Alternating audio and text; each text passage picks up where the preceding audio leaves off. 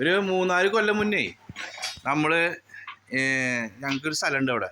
ആ സ്ഥലത്ത് കൃഷി ചെയ്യാനായിട്ട് ഇവന് കൊടുത്തിട്ടുണ്ടായിരുന്നു. അപ്പോൾ ഇവൻ കൃഷി ചെയ്ത് ഇവൻ്റെ അപ്പച്ചനാണ് അവിടെ കൃഷി ചെയ്യാൻ വരാറ്. ഇവൻ്റെ അപ്പച്ചൻ കൃഷി ചെയ്തുകൊണ്ടിരിക്കൽ ഇവൻ്റെ അപ്പച്ചൻ്റെ മോതിരം അവിടെ ഊരി വെച്ചു. അതിനുശേഷം ആ മോതിരം പിന്നെ കിട്ടിയില്ല.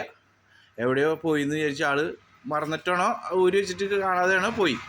അതിനുശേഷം ഈ സാധനം നമ്മൾ JCB ഒക്കെ വിളിച്ച് പറമ്പൊക്കെ നിരത്തി വീണ്ടും അതങ്ങനെ കാട് പിടിച്ച് കിടന്നു. കുറേ നാളുകൾക്ക് ശേഷം ഇപ്പോൾ ഏകദേശം കഴിഞ്ഞ കൊല്ലമാണ് ആ ചേട്ടൻ നമ്മുടെ ആ ചേട്ടൻ കൃഷിക്ക് വേണ്ടി വീണ്ടും എടുത്തു. അങ്ങനെ ആളും JCB വിളിച്ച് വാഴയും കാര്യങ്ങളൊക്കെ വെക്കാൻ വേണ്ടി തോട് കീറി.